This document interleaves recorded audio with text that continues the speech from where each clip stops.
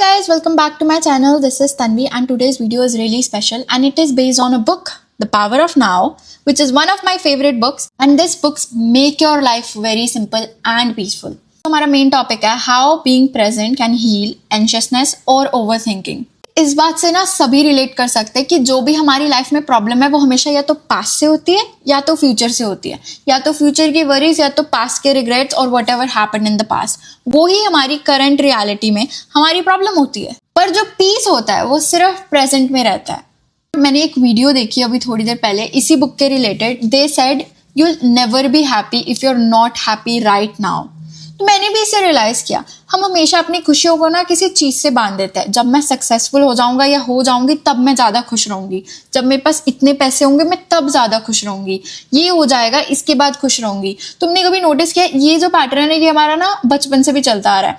Parents हमेशा बोल देते हैं 10th के बाद ये कर लेना, बाहर घूम लेना, 12th के बाद कर लेना, चलो अब तो तुम कॉलेज में जा रहे हो उसके बाद कर लेना. बट तुमने देखा है कि कभी ये पैटर्न स्टॉप ही नहीं होता. हम कह देते हैं हम बाद में कर लेंगे बट वो चीज़ हम कभी भी नहीं करते. फिर खुशी के साथ हम ऐसा क्यों करते हैं कि हमेशा चीज़ होने के बाद ही क्यों खुश होंगे, और ये खुशी कभी लास्ट नहीं करेगी. It is only excitement towards that thing, and when that thing will come it will become ordinary.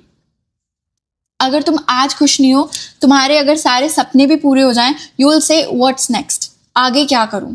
तुम खुश ही नहीं रह पाओगे उस मोमेंट में, तुम इंजॉय नहीं कर पाओगे. एक दिन करोगे, 2 दिन करोगे और तीसरे दिन वो बिल्कुल कॉमन ऑर्डिनरी हो जाएगी and you will be focusing on what's next.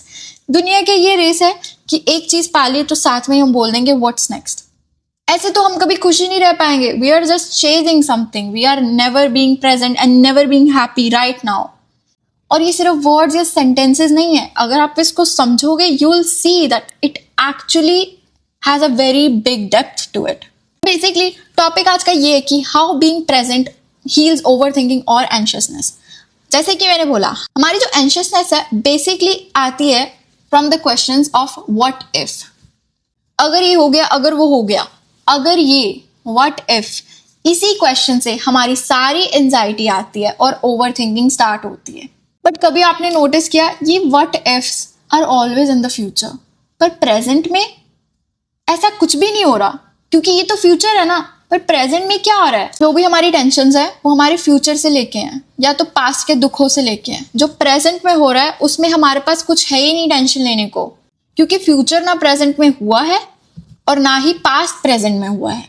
जो हो गया उसको तो जाने दो, जिसका पता ही नहीं है क्या होने वाला है उसको भी सोच सोच के परेशान करते रहो अपने आप को और अपनी फ्रीक्वेंसी बिल्कुल डाउन कर दो और मैनिफेस्ट कर लो कुछ बुरा. वैसे ये फ्रीक्वेंसी वाली video you can watch here. चलो यहाँ पे ना एक एग्जांपल ले लेते हैं. फॉर एग्जांपल किसी ने ना किसी के पैसे देने हैं और वो हमेशा यही सोचता रहता है यार मैं कैसे उसके पैसे दूंगा, हाउ विल आई मैनेज, अगर उसने मेरे साथ कुछ कर दिया, अगर मैं पैसे ना दे पाया मेरे साथ क्या करेगा वो. But this will create panic in his life. According to this book you should be reacting in a way I have some time, I can plan things. In short, कि instead of spiraling in this fear, that person will make a choice from being present, not from panic. And whenever you will panic, you'll never make a right choice. That's for sure. चलो second example ले लेते हैं. किसी को ना speech देनी है publicly और वो ना backstage सोच रहा है यार अगर मैंने गलत कर दिया तो लोग सब मुझ पे हंसेंगे. Again, the problem is in the future.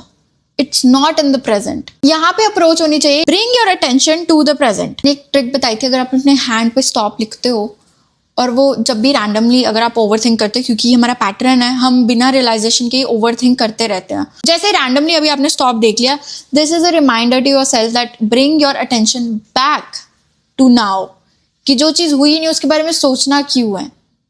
चलो एक ना टेक्निक कर लेते हैं. Bring a paper, plain paper, उसमें अपनी प्रॉब्लम्स लिखो, पर शर्त ये है कि it shouldn't be relating to future और पास्ट. जो अभी इसी वक्त देखते हुए ये video, the same second, the same minute, जो भी प्रॉब्लम है अभी लिखो. And I tell you there will be nothing, because हर प्रॉब्लम हमेशा फ्यूचर से ही स्टार्ट होती है. जो हुआ ही नहीं है, जो कुछ हुआ भी नहीं है उसके बारे में टेंशन लेके हम अपनी फ्रीक्वेंसी कम कर लेते हैं. फ्रीक्वेंसी कम करने के चक्कर में हम बैड चीजें अट्रैक्ट कर लेते हैं. You see how this is all linked, everything is linked together. So basically 3 चीजों में ना ऐसे सोच के इसको लकीर मार दो कि करनी है. Always say good things about your self and future. Be present in the moment. If you want a happy life, you have to be happy right now. Being present also doesn't mean that you stop planning your future. It just means that you just stop hurting yourself from the moments that haven't happened yet. You're not ignoring your problems, but you are just bringing your attention back to the present moment. And when you are present, you make your decisions with clarity. इस book में ना एक technique भी है कि जब भी आपको लगे you are really panicking about any type of problem or worry, take one small breath, feel your feet. कोई भी ना साउंड जो चल ही रहा होगा उस साउंड पे फोकस करना स्टार्ट करो, जो भी चल रहा है अभी आसपास, ट्रैफिक कुछ भी, and then ask yourself, is there a problem exact at this moment? कि अभी कोई प्रॉब्लम है exactly at this moment? Most of the time you will find no answer because there isn't. It's connected to all future. So basically this is all interconnected. तुम्हारी manifestations, तुम्हारा future, past, जो भी तुम अभी कर रहे हो वो सब इंटरकनेक्टेड है. And the best part is we can create our reality and can change our mind. We have to unlearn this fact. कभी नोटिस किया है जो हमारी कंडीशनिंग है कैसे हुई है? जब भी कुछ भी हमने न्यू स्टार्ट करना होता है, हमारे हमेशा जो थॉट्स हैं वो हमेशा नेगेटिवली जाते हैं कि व्हाट इफ ये यार अगर ये मैं फेल हो गया या मैं नहीं कर पाया, लोग क्या कहेंगे. हमेशा हमारी जो फर्स्ट थॉट होती है वो हमेशा नेगेटिव ही क्यों होती है? कभी मैंने किसी को ऐसे बोलते हुए नहीं सुना कि यार ये तो अच्छा हो जाएगा, यार हम तो कुछ क्रेजी कर रहे हैं, ये तो लोग इसको बहुत पसंद करेंगे. इवन चलो मैं खुद पे एग्जांपल ले लूं, मैं भी ऐसे ही करती थी. मैंने कभी अपने आप को पहले नोटिस नहीं किया कि हमेशा मैं ऐसे बोलूं यार ये तो अच्छा हो जाएगा. नहीं, हमेशा जो फर्स्ट थॉट होता है वो हमेशा नेगेटिव की तरफ ही जाता है. Again this is all interlinked. एक चीज ठीक करोगे दूसरी अपने आप ही ठीक हो जाएगी. और ठीक करना क्या है? ठीक करना है कि जो हमारा माइंड है उसको पॉजिटिविटी की तरफ लेके जाना है. उससे हमारा फ्यूचर भी फिक्स होगा, हमारा प्रेजेंट भी फिक्स होगा. क्योंकि जब पॉजिटिवली आप सोचोगे आपको कोई वरीज ही नहीं होंगी. आप बस अपना एक्शन करोगे. It doesn't mean to ignore the things that you're having or dealing with right now. It just means that you're looking at it with a higher and a good perspective rather than. और जब आप चीजें negative perspective से देखोगे तो solution कैसे पाओगे? You have to be really, because you will be panicking at that time. You are in a panic situation. Your frequency is low. आपके पास clarity ही नहीं होगी.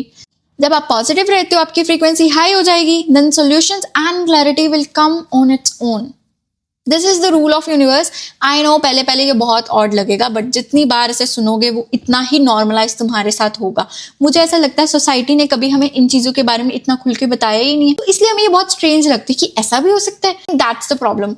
This is why we need to make this very normalized. कि yes, you create your own reality, these things exist, manifestation exist. तो ये बात हो गई ना. अगर किसी ने पूरी जिंदगी भरी एप्पल नहीं देखा और उसको अचानक से दिखाओगे वो बोलेगा वाओ ये क्या चीज है. सेम ऐसा ही है हमारे साथ. हमें बचपन में ये कुछ दिखाया नहीं, हमें हमेशा यही दिखाया है डर क्या होता है, फियर क्या होता है, फेलियर क्या होता है. इन चीजों से कभी इंट्रोड्यूस करवाते तो हमें पता होता. अब कोई बात नहीं, ये तो हम अभी भी सीख सकते हैं. और स्पेशली अगर आप ये वीडियो देख रहे हो, it means you are interested in learning all these things. Actually you are not learning this, you are actually remembering this because you already know what you need to know.